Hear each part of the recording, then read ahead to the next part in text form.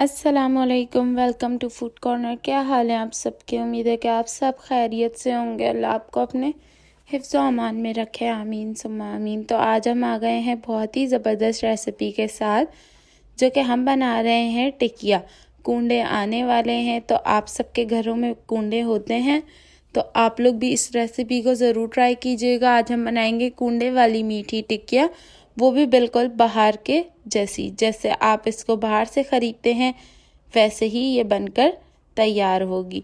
तो चलें अब हम इसको बनाना स्टार्ट करते हैं और देखते हैं कि परफेक्ट मीठी टिकिया किस तरह हम घर में बना सकते हैं, और वो भी बहुत ही कम वक्त में। आपको सिर्फ़ और सिर्फ इसको बनाने में आधा घंटा लगना है और ये बनकर तैयार हो जाएगी। तो यहाँ हमारे पास तकरीबन आधा किलो मैदा है। आधा किलो मैदा लिया है, जिसके बाद हमारे पास यहाँ पे 1 पाव की ये प्याली है, जिससे हमने 1.5 पाव चीनी ली है। 1 पाव ली है और दूसरी प्याली में आधा प्याली चीनी है। 1 पाव हमारे पास सूजी है। मैं आपको पाव का हिसाब बता रही हूँ, उससे आप बहुत ही अच्छे से और आसानी से इसको बना सकते हैं। आधा किलो मैदा, 1.5 पाव चीनी, 1 पाव सूजी और 1 पाव भर के घी है। और साथ ही हमने 1 कप भर के हमने लिया है गरम दूध। गरम दूध का मकसद है कि बहुत ज़्यादा गरम नहीं, इतना गरम होना चाहिए कि आपके हाथ को बर्दाश्त कर सके, आपके हाथ पे लगे तो आप बर्दाश्त कर सकें। उसके बाद ये हमारे पास है 2 टेबल स्पून तेल लिए हैं। तेल आप कम या ज़्यादा कर सकते हैं, और नहीं पसंद हो तो आप इसको स्किप कर सकते हैं, वरना इसकी जगह आप कोई भी ड्राई फ्रूट, खोपरा, बादाम, पिस्ता ऐड कर सकते हैं। उसके बाद हमारे पास है 1 टीस्पून इलायची पाउडर।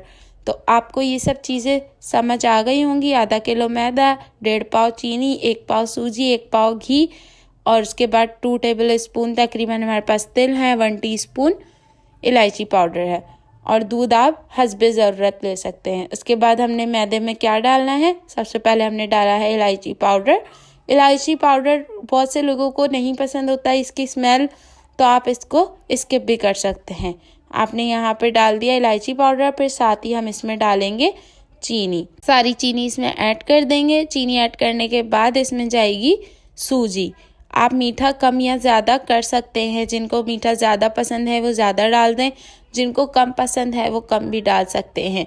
लेकिन ये 1.5 पाव चीनी का जो हिसाब है ये बिल्कुल परफेक्ट है आधा किलो मैदे की टिकिया के हिसाब से। तो आप इस तरह से आधा आधा करके सारा सामान डालें और अच्छे से मिक्स करते जाएं हाथों से। चीनी डालने के बाद साथ ही हमने इसमें डाल देनी है सूजी। सूजी चली जाएगी इसमें। सूजी भी अच्छे से मिक्स हो गई है। अब इसमें डाले हमने तिल। तिल को आप हल्का सा वॉश करके डालें, कि उसमें हल्की सी मिट्टी होती है तो वो मुंह में आते हुए अच्छी नहीं लगेगी, तो इसलिए हमने तिल को हल्का सा वॉश कर लिया था, फिर डाला है। अब हम इसमें ऐड करेंगे घी। घी आपने देखा है कि 1 पाव का प्याला फुल भर के हमने लिया है। अब आपने सारा घी एक साथ नहीं डालना है, इसमें थोड़ा थोड़ा करके देखें, इस तरह से आपने घी डालना है और हाथों से मिक्स करते जाना है। हल्के हल्के हाथ से हम इसको मिक्स कर रहे हैं। जैसे ही घी से ये जॉइंट होना शुरू हो जाएंगी तो हम घी डालना इसमें बस कर देंगे। अभी यहाँ देखें हमने आधा घी डाला था, और उसके बाद इसको अच्छे से इस तरह से आटे को दोनों हाथों से मसलना है कि घी अच्छे से चारों तरफ इसमें मिक्स हो जाए।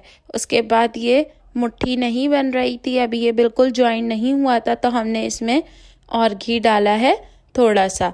तकरीबन जो 1 पाव घी था हमारे पास, उसमें से हमारे पास 2 टेबल स्पून घी बच गया है। 2 टेबल स्पून घी बच गया, और जो बाकी घी था वो भी हमने इसमें ऐड कर दिया है। और अब हम इसको हाथों से बहुत अच्छे से मिक्स करेंगे। अच्छे से आपने इसको मिक्स करना है घी को, और जो है ना, अब हम इसमें चेक करेंगे कि ये मिक्स हो रहा है, ये जॉइंट हो रहा है या नहीं। अगर इसकी मुट्ठी बन रही है घी डालने के बाद, तो इसका मतलब है कि हमने बिल्कुल जितनी क्वांटिटी इसमें ज़रूरत थी हमने उतना ही घी ऐड किया है। ये देखें, इस तरह से आपने बना के चेक करना है। ये मुट्ठी बन रही है, आटे की तरह ये हो रहा है घी डालने के बाद, तो इसका मतलब है कि अब हमें इसमें घी और नहीं ऐड करना।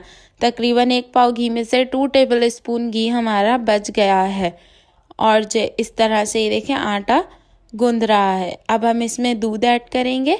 थोड़ा थोड़ा करके दूध डालना है, अचानक से ज़्यादा नहीं डालना है, वरना तो फिर आपकी जो चीज़ों की क्वांटिटी है उसमें कुछ भी ऊपर नीचे हुआ तो आपकी टिकिया बिल्कुल परफेक्ट नहीं बनेगी।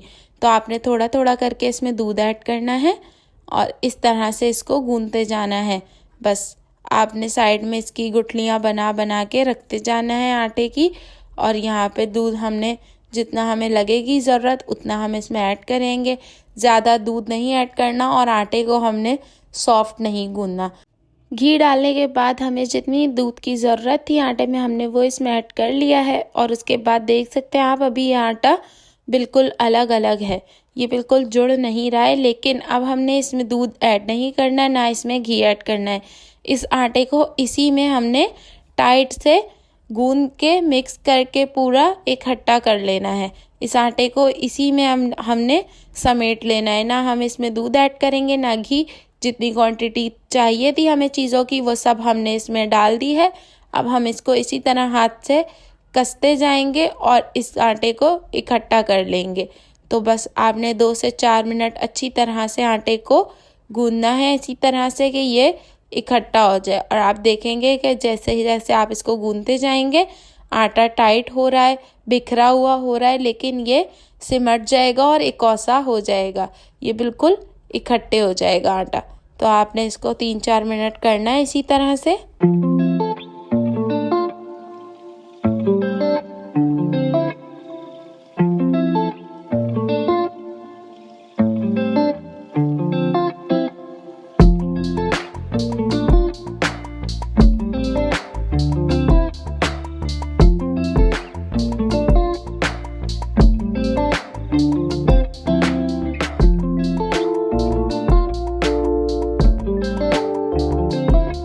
और यहाँ माशाल्लाह से देख सकते हैं कि आटा किस तरह से कौसा हो गया है। हमने आटे में कोई दूध या घी ऐड नहीं करा, उसी तरह से हमने इसको बस समेटते जाना है और ये आटा इस तरह से एक डो की फॉर्म में आ जाएगा। तो ये आटा बिल्कुल सॉफ्ट नहीं है और बहुत ज़्यादा हार्ड भी नहीं है। चीनी अच्छा हमने इसमें साबित ऐड की है, चीनी हमने इसमें साबित ऐड की है, चीनी आपने पीस के ऐड नहीं करनी है। ये देखें किस तरह से ये आटा अभी भी फटा फटा सा हो रहा है। ये देखें आपने आटे को बिल्कुल इसी तरह से रखना है। आपने आटे को बिल्कुल वो नहीं करना कि ये जुड़ा हुआ हो। इस तरह से साबित चीनी डालनी है ताकि आपका आटा इस तरह से ये फटा फटा सा बनकर तैयार हो। और आपने अब आटे को रेस्ट नहीं देना। बस यहाँ हमने बनाया और साथ ही हमने मैदे की या आटे की जो भी आपके पास खुश्की हो आपने वो लेनी है और इस तरह से डस्ट करनी है आटे पे। आपने आटे को रेस्ट नहीं देना। गूंदने के बाद हमने इसको फटाफट ही बनाकर तैयार करना है क्योंकि चीनी साबित है। अगर चीनी मेल्ट होगी तो आटा पतला हो जाएगा और हमारी टिकिया सही नहीं बनेगी। तो बस चीनी को हमने मेल्ट नहीं होने देना है, बस हमने गूंदना है और साथ साथ ही टिकिया को काट के हमने फ्राई करते जाना है। तो यहाँ देखें किस तरह से आटा साइडों से फटा फटा सा हो रहा है। आपने आटे को इसी तरह से बेलना है। यहाँ देखें, और आटे को हमने बहुत ज़्यादा पतला नहीं बेलना। गोल हमने यहाँ से रोटी सी बेल ली है। आटा हमारा फटा फटा सा है और इसी तरह से होगा ये। अब आप कोई भी प्याला ले लें, कोई भी कटर ले लें जिससे आप इसको कट कर लें टिकिया को।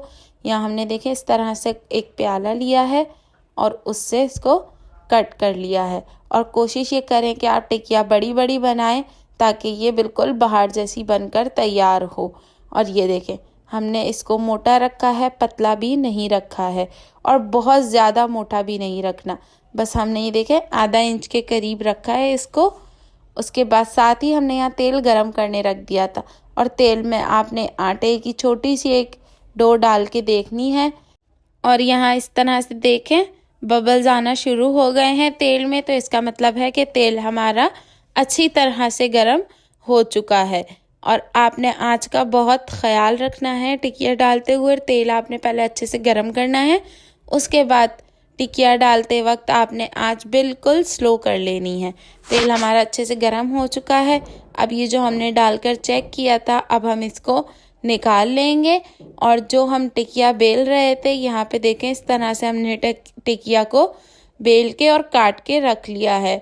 आपने फटाफट वाला काम करना है, आपने छोड़ना नहीं है टिकिया को गूंदने के बाद। तो यहाँ हमारा जैसे ही तेल गरम हो जाएगा और यहाँ टिकिया देखें शेप अच्छे से आ चुका है। तो अब हम इसको फ्राई करेंगे। गरम गरम तेल में बिस्मिल्लाह पढ़ के हमने इसमें डालनी है टिकिया। तेल अच्छे से गरम करने के बाद आपने आंच बिल्कुल स्लो करनी है जब आपने तेल में टिकिया को ऐड करना है। तो हमने यहाँ टिकिया डालते हुए आंच बिल्कुल हल्की कर दी थी और हमने तेल में बहुत ज़्यादा नहीं भरना है टिकिया को, आपने थोड़ी थोड़ी करके फ्राई करें ताकि अच्छी और ज़बरदस्ती ये फ्राई हो जाए। जितनी आपके पास जगह हो कढ़ाई में उतनी ही हम इसमें ऐड करेंगे। यहाँ हमने 3 ऐड करी हैं और हल्की आंच पे हम इसको फ्राई करते गए हैं। आपने इसको अच्छे से अलट पलट करके फ्राई करना है ताकि ये अंदर से भी अच्छे से कुक हो जाए और ऊपर भी इसका खूबसूरत सा कलर आ जाए।